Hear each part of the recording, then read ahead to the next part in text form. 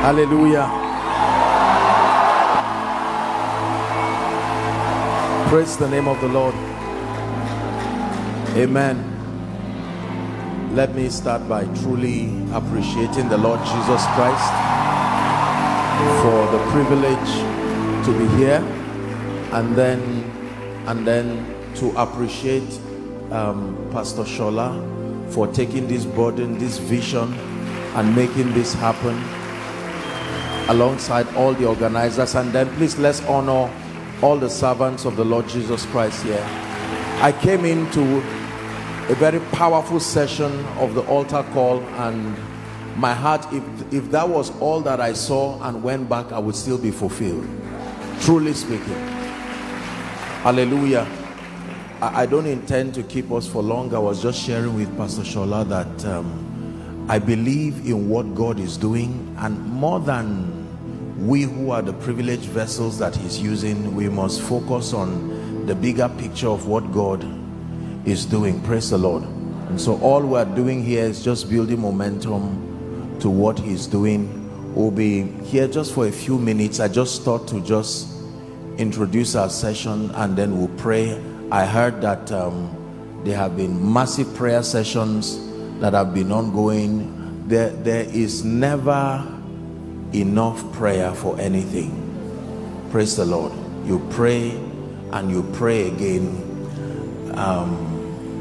Prayer, for instance, has many assignments in the life of a believer, and for many believers, they understand prayer as the instrument that can help you to obtain promises, and that is correct. There is a dimension of prayer allocated for obtaining promises, but then primarily the assignment of prayer is not just for obtaining promises. Prayer is one of the spiritual mechanisms that transforms you into a higher and a superior version of yourself. The Bible says in Luke chapter 9 and verse 29, it says, as he prayed, the fashion of his countenance was altered, and his garment became as white as raiment. So the assignment of prayer really is not just for receiving things. The assignment of prayer is to help you evolve into a greater dimension of yourself spiritually. Hallelujah. When we pray, we are not just conscious of receiving things or even contending with the forces of darkness. These are all dimensions of prayer. You can pray as an instrument of warfare and intercession. You can pray to obtain promises, but the greatest assignment and the original assignment of prayer, Jesus never prayed because he was weak. Jesus never prayed because he was incapable. Remember, that was the word of God, even filled with the Holy Spirit, and yet he prayed. He never prayed as God. God does not pray. But when he became a man, he prayed, because he spake a parable, Luke 18 and verse 1, to the end that men ought always to pray and not to faint. Hallelujah. Praise the name of the Lord. So I'm just saying this to challenge us, so that when you find one minister after another coming to challenge you to pray, don't allow the devil prey on your flesh to make you feel that you are wasting time. What is this? Times of prayer are times of growth in the spirit. Hallelujah. When you grow, the Bible says they set themselves, and while they were praying and fasting, the Holy Ghost said unto them. It is in the place of prayer that the Holy Ghost speaks to them, not just one person. He spoke to them. Everyone heard it. Separate me, Paul and Barnabas. But thou, O Lord, art a shield for me. My glory, you lift my head. But thou, O Lord, art a shield for me. My glory, the lifter up of my head. One more time. But thou, O Lord, art a shield for me, my glory, you lift my head. But thou, O Lord, art a shield for me, my glory, the lifter up of my head. Please sit for a minute. Ezekiel chapter 19 from verse 8 and 9. I will just share something and then we'll pray. Ezekiel chapter 19.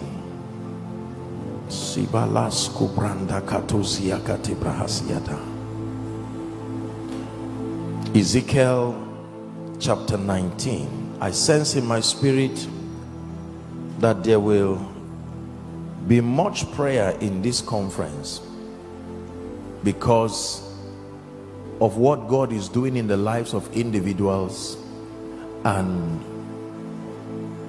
there are very clear spiritual indices, let me say this, to measure and sponsor the spiritual growth of an individual.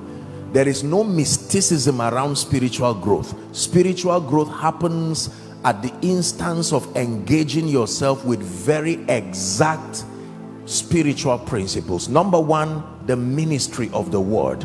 Number two, the ministry of prayer. Number three, the ministry of fellowship with the Spirit. Number four, the ministry of fellowship with the body. These are the indices that make for spiritual growth. So if you say you are growing, we have a right based on these parameters to probe your growth.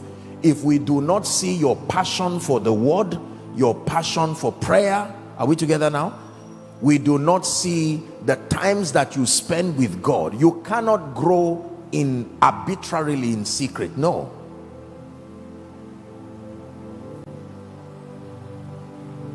It is always the ministry of the word and the ministry of prayer and the ministry of your personal fellowship with the Holy Spirit and the diverse ministries of the body of Christ. This is what can make any individual to grow. One of the things, one of the burdens that God has put in my heart, especially in this season, is helping to challenge the body of Christ to not only return to God's patterns, but to be restored to doctrine. The zone of safety of the believer is when we return to doctrine, a methodical approach to our spiritual understanding and a methodical approach to our growth. The narrative and the deception of knowing God for yourself, which is not a wrong statement, but the devil has cashed in on that thing. So people just evolve out of nowhere with patterns that are not verified. Are we together now? It is these kinds of pseudo-Christian experiences that continue to lead to the diversity of errors that are destroying the body of Christ. The Bible says there is an ancient path, Jeremiah 6:16. It does not ask you to look for it or try to invent another one. It says to stand ye in the way and to see and to ask for that ancient path, that old path. It says when you find it, walk in it and you will find rest for your soul. Hallelujah. Yes. So we have to respect doctrine, the doctrine of Scripture. The Bible even says that God himself honors his word above his name. Are we together? Failure to do this will lead to experiences by and from well-meaning individuals. There is no parameter for vetting spiritual experiences, because how, based on what parameter do you tell me I'm wrong? If I tell you I'm hearing a voice now and the voice is speaking, how do we vet whether it is the voice of a demon or it is the voice of the Holy Spirit? Because as far as I, the recipient, is concerned, I am hearing a voice, and if the voice says this man his name is Pastor Shola, and I said, sir, is your name Pastor Shola? And he says, yes. Based on my experience, I'm comfortable with that influence. What becomes the basis now for discerning the purity of that voice? What if there are multiple voices speaking to me at different times? You see, all of this is not even what I'm talking about. Oh, I don't even know how I got here now talking about this. Is until we become matured. Maturity is not measured just by Greek and Hebrew words. Maturity is not just measured by longevity around church activities. Maturity is the degree to which you have submitted first to the Holy Spirit, and then number two, to doctrine. The Bible says that they submitted themselves to the apostles' doctrine and to fellowship and to the breaking of bread. Acts chapter 2 and verse 42. So until we come to a point where we are able to submit to the doctrine of Scripture, so that when a believer is saved, we know what to do with him, regardless the church. The spiritual growth of that believer should not necessarily depend on what church he attends. There should be a formula that is greater than denominations. The same way there are many schools in ABEOKUTA, am I right? Primary schools. Now, all of you here did not go to the same primary school, but at the end of it, there are certain things that regardless the school, you should have. The Bible calls it the things that are most surely believed among us. So that whether a believer gets saved from XYZ assembly or gets saved from XYZ cathedral, we are happy all together that he's saved. Why? Because the doctrine that he will submit to for his growth is greater than the personal biases of the denomination. Are we together now? Until we exalt doctrine. Doctrine comes from the Latin word doctrina. It is a predefined body of knowledge allocated to produce a specific kind of people. I would always give this example. If you have a doctor, someone who is studying, say, in a university here, and another person is studying in a university in the north, another person is studying in a university somewhere abroad, if all of them eventually grow to become consultants, did you know it is possible that the first time they ever meet will be in the theater, and they will not be afraid? There's no need being afraid of one another, because the course content they submitted to become consultants is greater than even the lecturer. That becomes the basis of their confidence. They are not going to say, who taught you? Was it a Muslim lecturer or a Yoruba or an Igbo lecturer? The most important thing is, if you were a consultant, then we know that doing this kind of surgery should not be strange. This is how it must be. Failure to exalt the Holy Spirit and doctrine above men of God, above ministries, will lead to all kinds of casualties. So I can go on a 10-day, 40-day fast, sincerely so, in the wilderness, because I'm looking for more of God, and because I do not know that encounters have rules of engagement. I can blindly open up my spirit to any influence I find in that forest and have all kinds of strange extra-human encounters. Just because it is a spirit being does not mean it's of God. The realm of the spirit is a vast realm with all kinds of influences. Paul said, I'm already preaching my night session, there is as it were many voices. It says, and none of them is without significance. The voice of the Holy Spirit is not the only voice you can hear. You can be exposed to all kinds of influences, and people have sincerely, they don't have to be evil.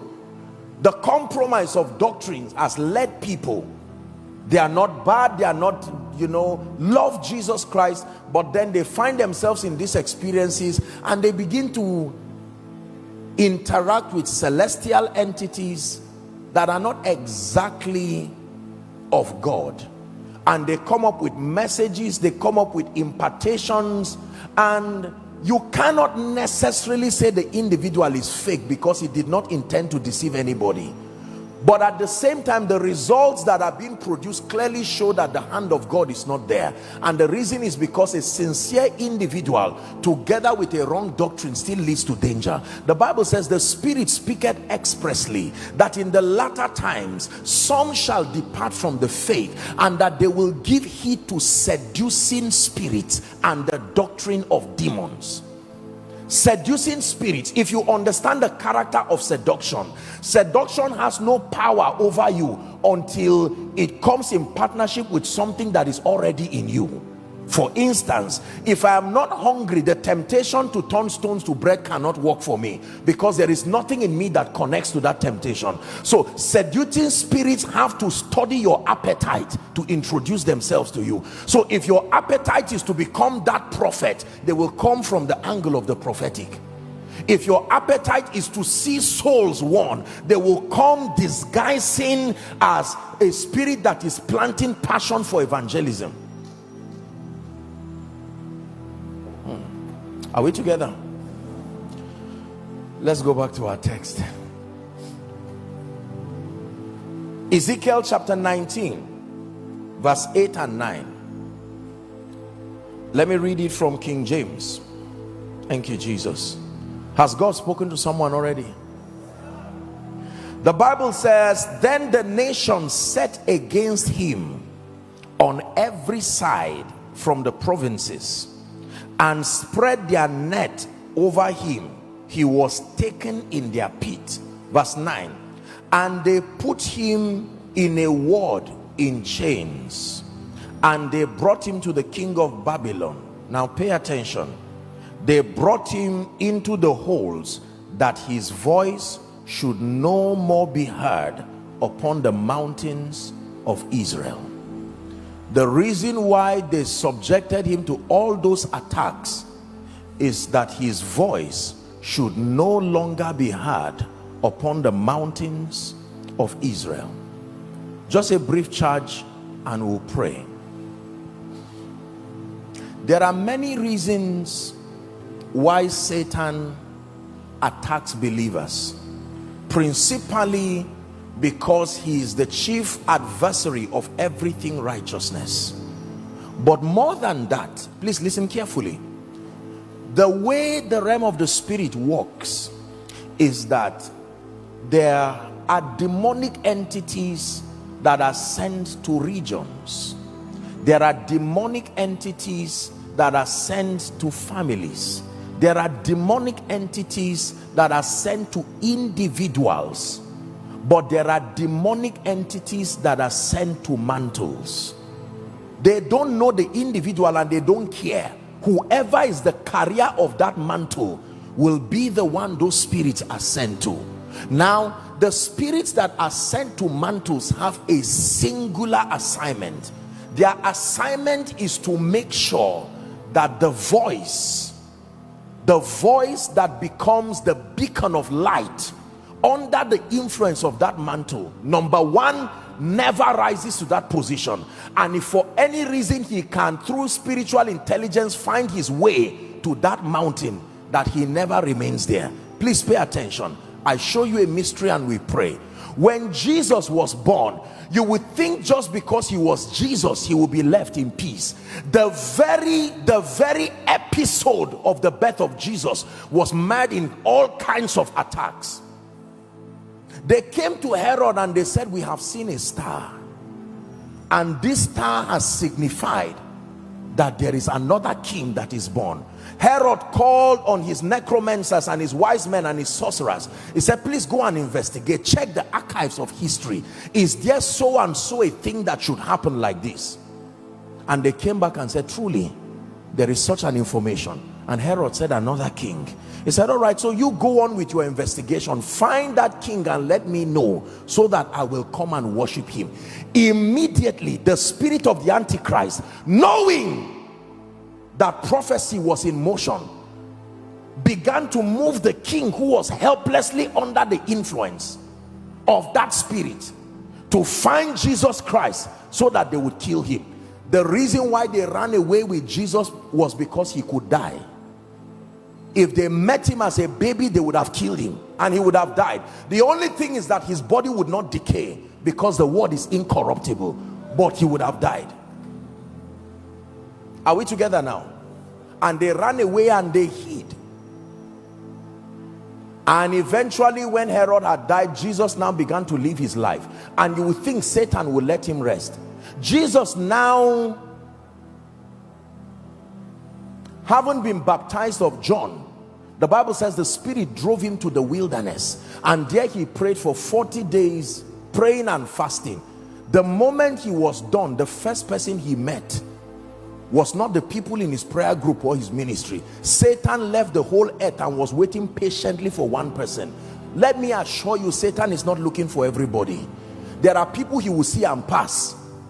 You are calling him, he will pass you, looking for certain things. There are certain mantles he is looking, who is carrying it now, because the last person that took this grace is already dead, and as it is, we have not found it on anyone. So there are spirits allocated to mantles. And can I tell you, if our generation does not understand the art of dominion, we will never be able to achieve the purposes of God. It's not just about impartation and rhema. When you begin this journey, there are attacks that you must be trained to understand, and how to circumvent your way and continue to excel. There are families and people today who have no business going through certain things, except that there is a prophetic word on their lives that has brought the interest of Satan there. There are women who have no business with barrenness, except that a prophetic information came that from that womb a prophet is coming, and the devil says, what did you say? Let's turn our attention to this family. Satan is guided by God's interest. Whatever interests God becomes Satan's agenda. Satan does not by default just have an agenda. He's called Antichrist. That means he depends on Christ to give him the vision on what to do. What is God doing? That's what Satan needs to find out. You are not the only one who is finding out what God is doing per season. Satan is also interested, so he depends on your intimacy with God, and he probes into your intimacy as God is downloading the prophetic blueprint of your destiny. You are not the only one hearing it. The realm of the spirit is also hearing it, and God is saying, now I'm preparing you for a new dimension in the spirit. And there comes these attacks, and many believers are sincere, but there is a lot of ignorance in the body as to understanding the devices of the devil.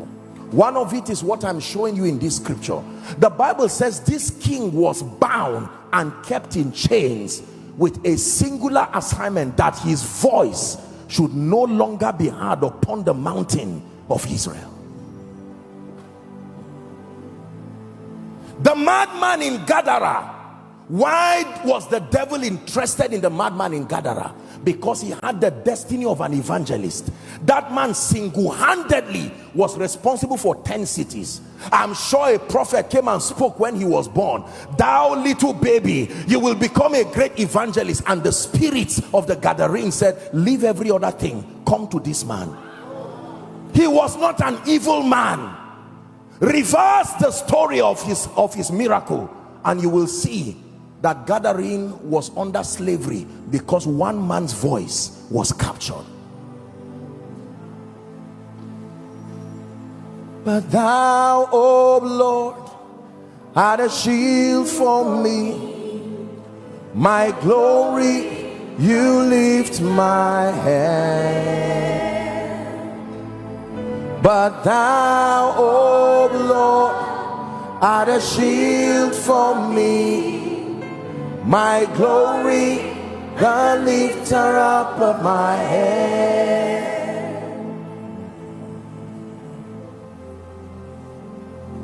So the next time Satan comes to Jesus, he comes directly and he brings forth 3 temptations. Number 1, turn this stone into bread. Focus on your individual need. And Jesus taught him that the agenda of the kingdom is greater than tea and bread for me. The next temptation was the temptation of spirituality. He took him to a high city, the temple, and said, fall down. After all, there is an immunity you have as Jesus. Fall down. He shall put his angels to watch over you. They will bear you up on their wings, lest you dash your feet against a stone. And the third temptation was that of dominion and glory. He took him into an exceeding high mountain, showed him the glories of the world, and said, all this has been given to me. You bow and I will give it to you. And the Bible says Satan left him. One synoptic account says he left him for a season. The next time he will come back, he did not come back directly as Satan.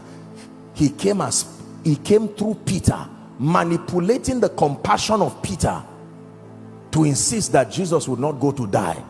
And Jesus discerning, you would have looked at what Peter was telling Jesus.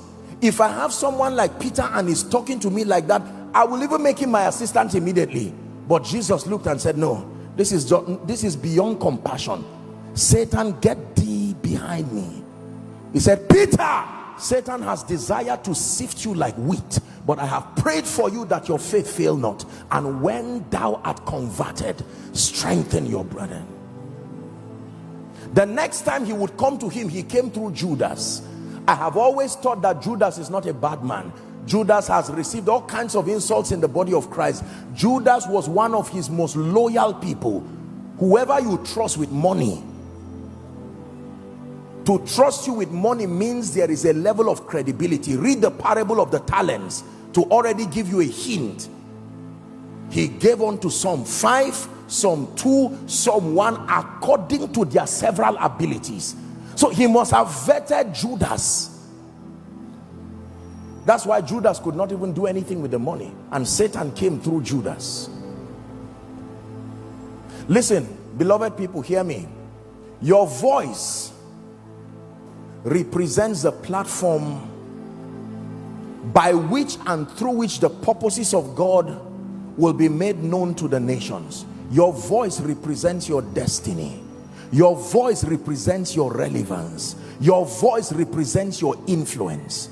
When John was in the wilderness, the spirit of the Antichrist through the Pharisees came, and they kept asking him, who are you? Are you one of those people? Who are you? And John made a very interesting statement. He didn't say, I am John. He said, I am the voice. The voice. I am the voice.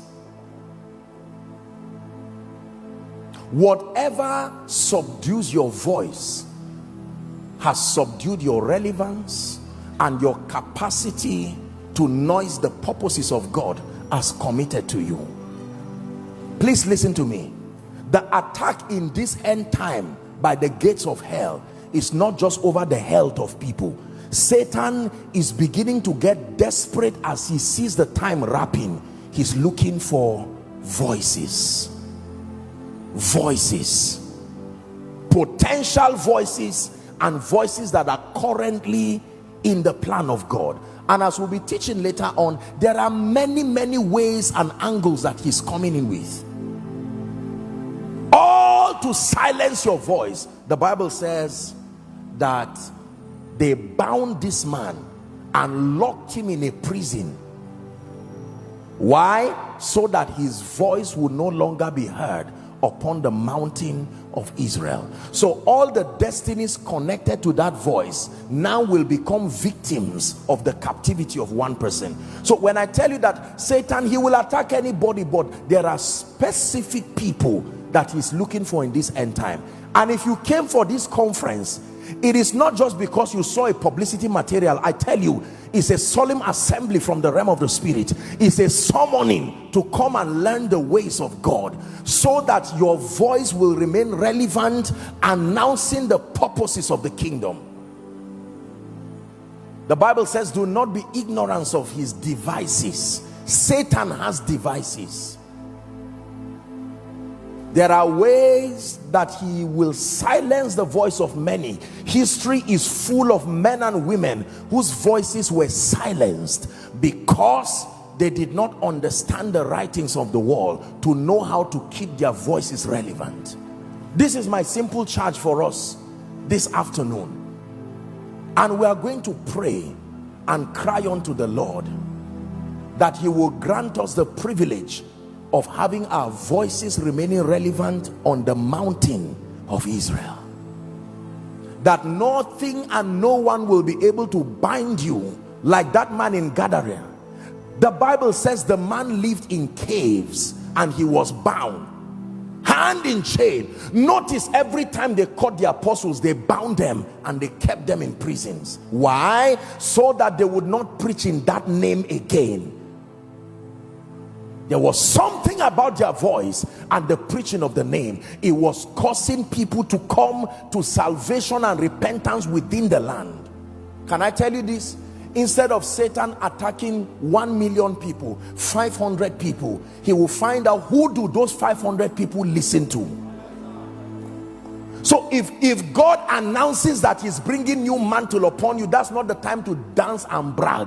That is the time to return and say, Lord, teach me. Because if you are Elijah, Jezebel is coming. Lakaru sadi lakaparu seke de brendia takata. There are many of you, because of the mantles and the things that God wants to do in your life, there are higher levels of separation and consecration, to the point that God will give you rules that does not make sense. It is not for everybody. It's his way of protecting what is on you. And many times, because we do not have discernment, Lord, why is my life like this? Why do you inconvenience me this much? And God is saying, you are carrying through your voice the destiny of nations, and there will be requirements. Can I tell you this? In the realm of the spirit, the proof of maturity is dependence. If you are independent, you are a child in the spirit. John 21, it says, when thou art young, you are allowed to go wherever you want to go, but when you become matured, one will hold you. So many of you have come here.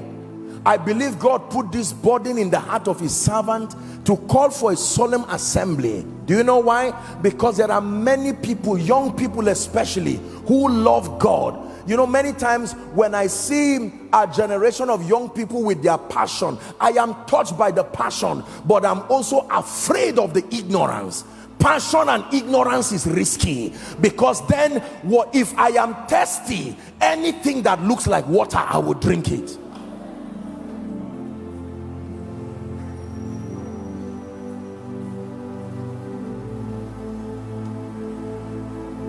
We need to be able to lay off superstar Christianity and Apostle Joshua Selman and all of this nonsense, and focus on helping a generation preserve this spiritual heritage of revealing Christ.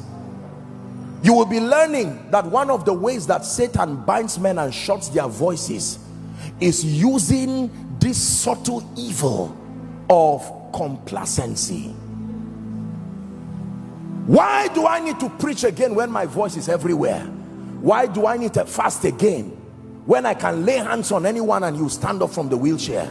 Let me tell you what happens. One of the ways that Satan can destroy you is to create an avalanche of commendation over your grace.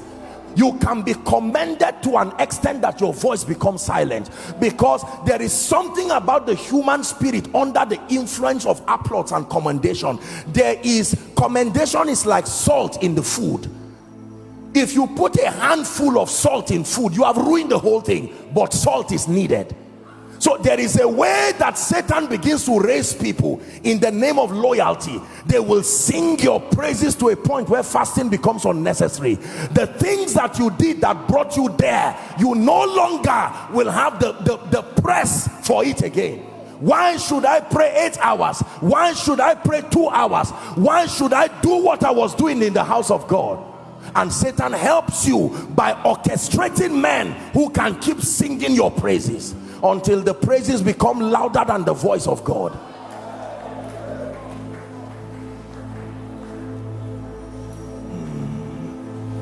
Those of us that God is helping, listen to me carefully. I know some of you admire us and you clap, and once we are coming in, all the protocol that escort us, those are just little conveniences to show honor.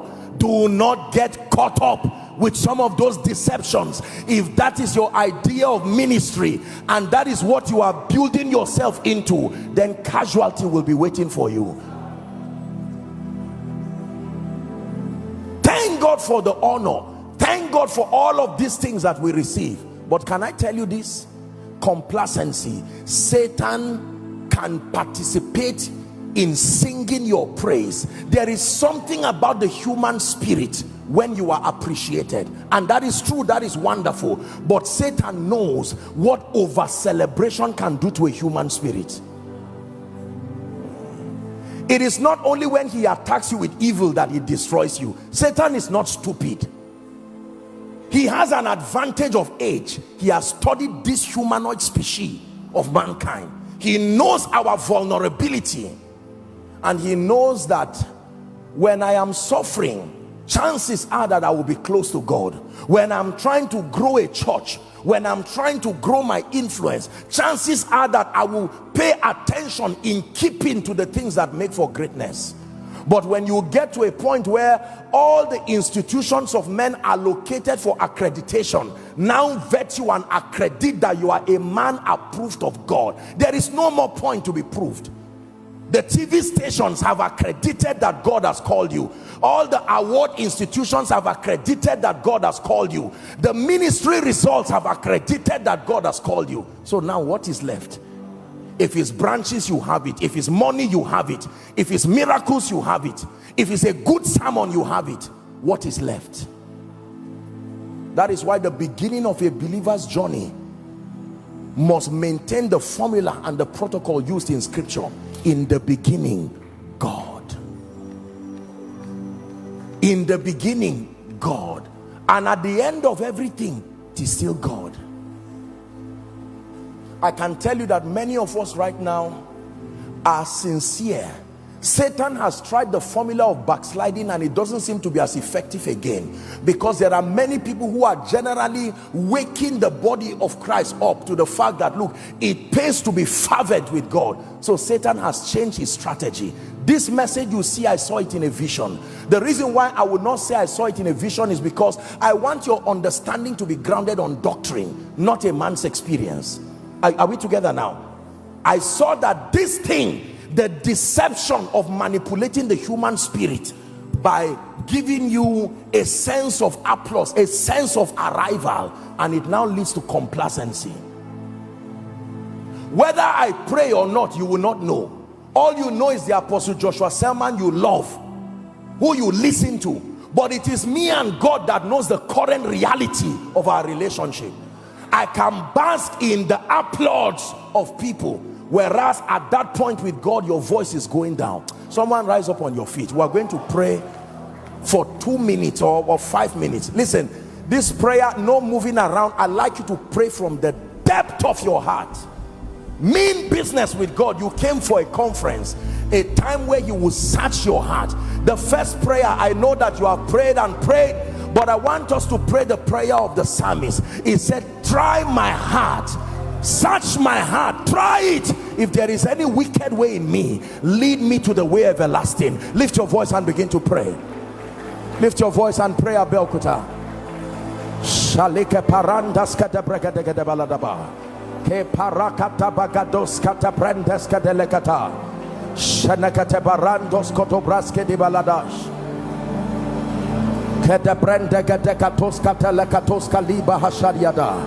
Are you praying?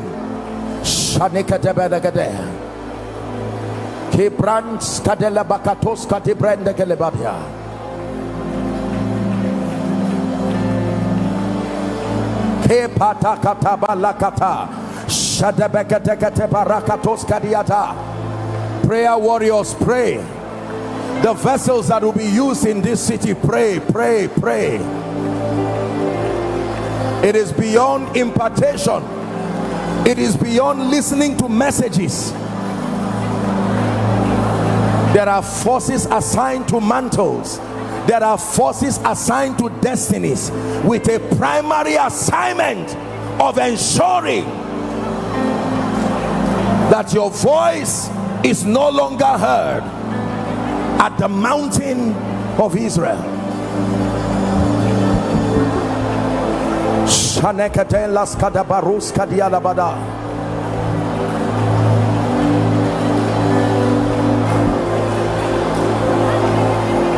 This one thing I do, forgetting the things that are behind, I press onto the mark of the high calling in Christ.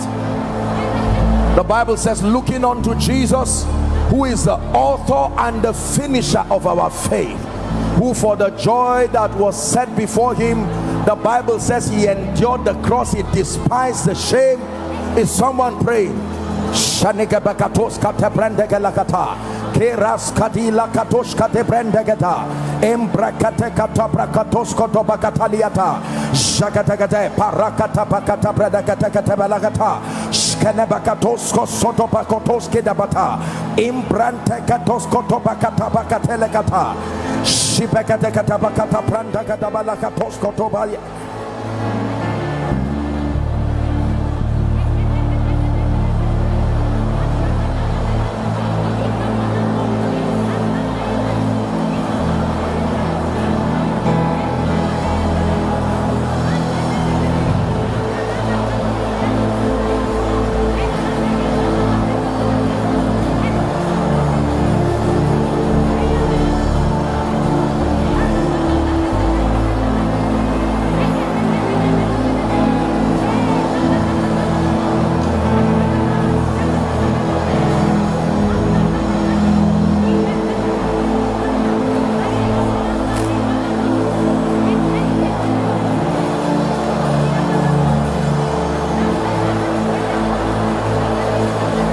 Hallelujah. Now listen, the Bible says, seeing then that we are surrounded by so great a cloud of witnesses, it admonishes us. It says, seeing then that we are surrounded by so great a cloud of witnesses, let us lay aside every weight. Weight, jealousy, weight, bitterness, weight, competitions, weight.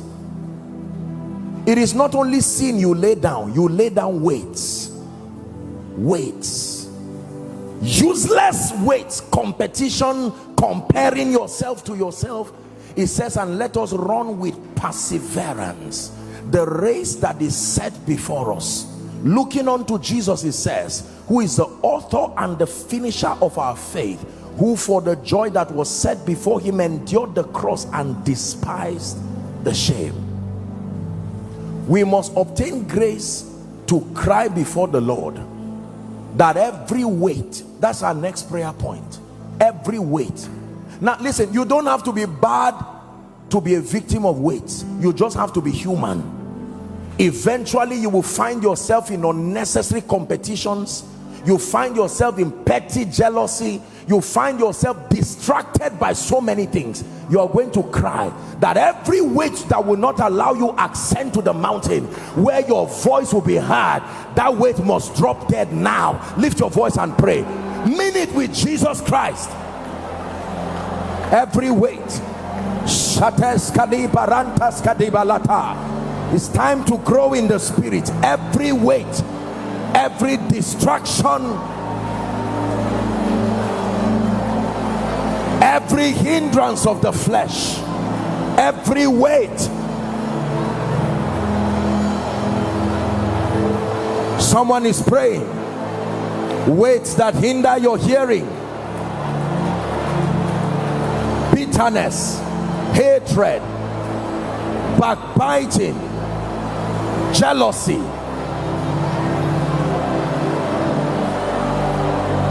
weights.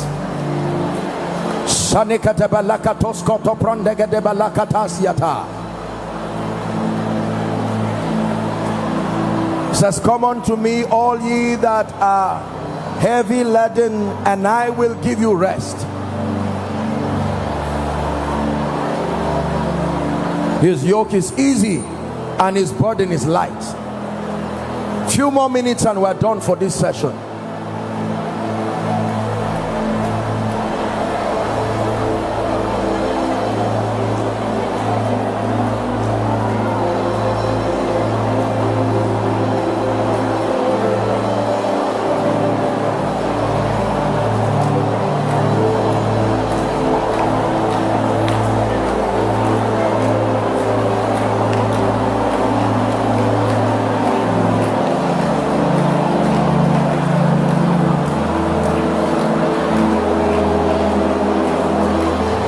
In the name of Jesus. Hallelujah. Last prayer point, Jeremiah chapter 9 and verse 23. It says, let not the wise man glory in his wisdom, let not the strong or the mighty glory in his might, let not the rich man glory in his riches. It says, but let him that glorieth glory in this, that he understandeth and knoweth me. In this kingdom, the pride of a believer is not just mundane achievements. As important and motivating as they are, I do not downplay the place of those things. We need to make progress. Psychologists tell us that one of the indices, the principal index that measures fulfillment, is progress. To the degree to which you perceive that you are making progress, that is the degree to which you find fulfillment. So I don't downplay the place of progress, but let me tell you this, the real pride of a believer in this kingdom is that you understand and you know him. John 17 and verse 3, Jesus praying said, this is eternal life, that they may know thee, the one true God, and Jesus whom thou hast sent. This is eternal life. Solomon explored everything that we desire to explore: money, reputation, fame, everything his eyes desired, he pursued it. So as far as the human standard of achievement is concerned, he got everything. But hear what he said at the end of his life. He said, vanity upon vanity, all is vanity. That is not a statement to endorse mediocrity. It's a reality from the standpoint of anything minus God. That is the result of anything minus God.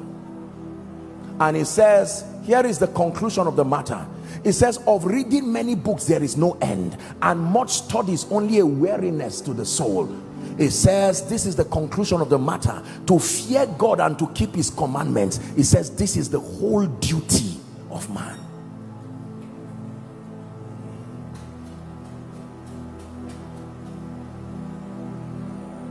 So we're going to pray.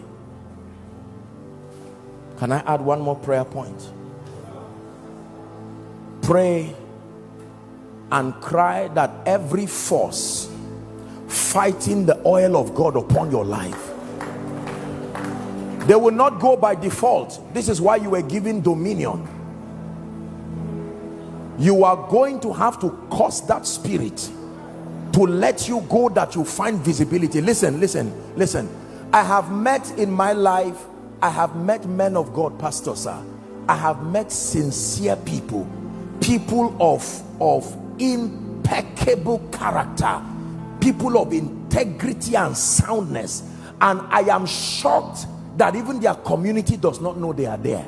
Can I tell you, influence is important, because it is not only important that your voice be heard, it must be heard on the mountain.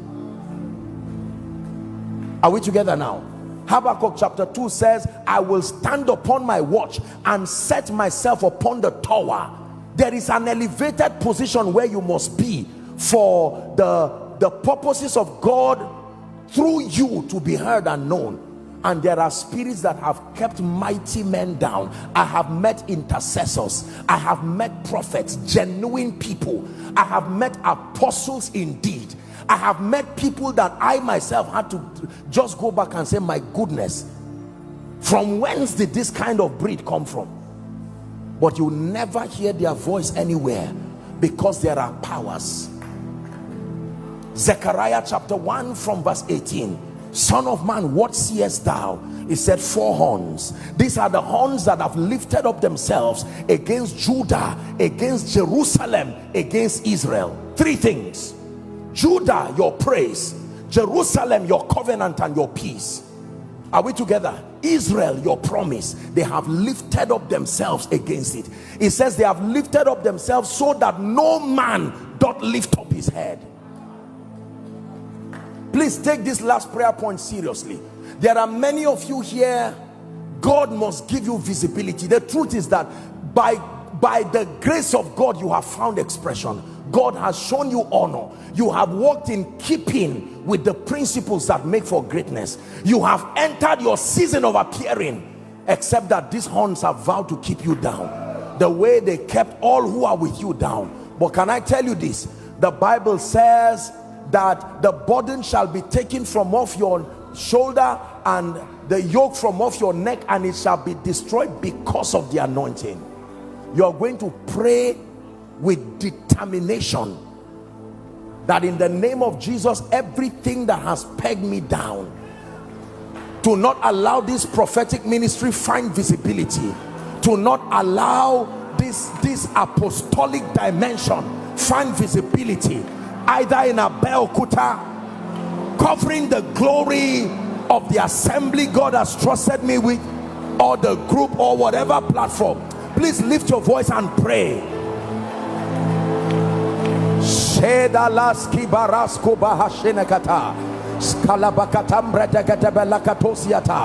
Psalm 3 says, many a day that rise up against me, many a day that say there is no help for you. It says, but thou, O Lord, art a shield for me. You are my glory.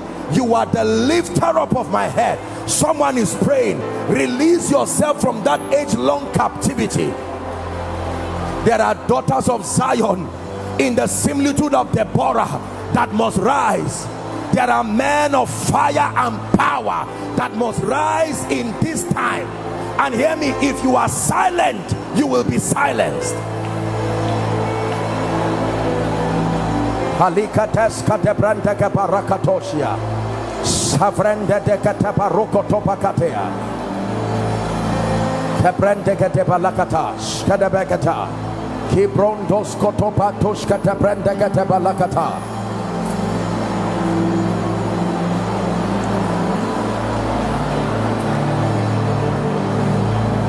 Declare thou that ye might test be justified. Go ahead and declare in the name of Jesus, freedom from the captivity that stops me from ascending the mountain, so that my voice be heard in Israel.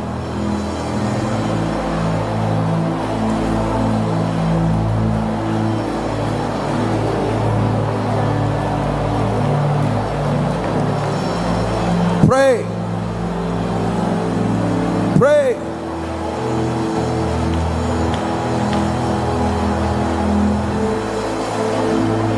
Who is like him, Lion and the Lamb, seated on the throne?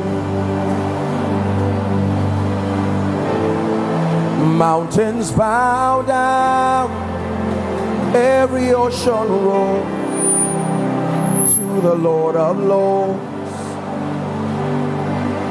We will praise Adonai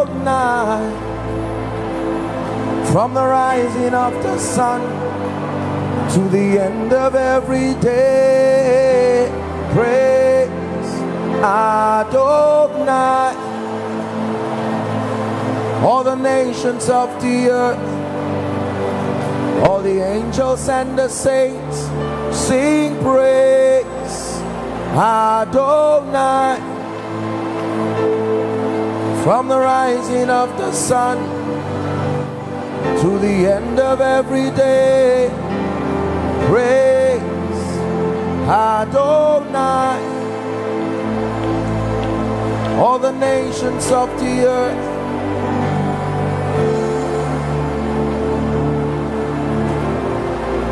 hallelujah, hallelujah. In the name of Jesus Christ, in the name of Jesus Christ. Now please hear me. Let me encourage you. I want you tonight to invite everybody within this city, whether if there is no space, they can hang around anywhere, because I believe that God will be doing three things tonight. One, will have moments where the word of God would be communicated. But then number two, I believe that the Lord truly is in the business of setting the captives free. Do not forbear with evil. Evil always comes pregnant. If you leave it, it will give birth to children around you. Are we together? There are times when the Lord will give instructions and say, kill everybody plus the children, let nothing leave. So I'd like you to come prepared that whatever it is that has mocked God in your life, if God be God, it must come down this night. We also have the opportunity to minister to the sick, but more importantly, I believe that God sent me on assignment to connect people to the mantles of their destiny. This is not just impartation of falling down and standing up. No, that what has been looking for you, the graces. Some of you have seen these meetings in dreams. Just help them, please. Some of you have seen this in visions. Some of you, what you see in your dreams and your encounters is not consistent with what is happening. There are people, pastors, leaders of churches and ministries, sincere people who love Jesus. But can I tell you, it takes a connection with that grace. Isaiah 61 says, the Spirit of the Lord is upon me because he has anointed me too. Then it begins to list all those possibilities happen there because of the anointing. So everything you would see from then on, refer it to the presence of the anointing on you. To love Jesus sincerely and not contact the genuine grace for your destiny will end you in frustration. Let me tell you, it is frustrating to not be evil. You are not insincere, you are not demonic, you are not diabolical, you are authentic, yet you are still stunted. You receive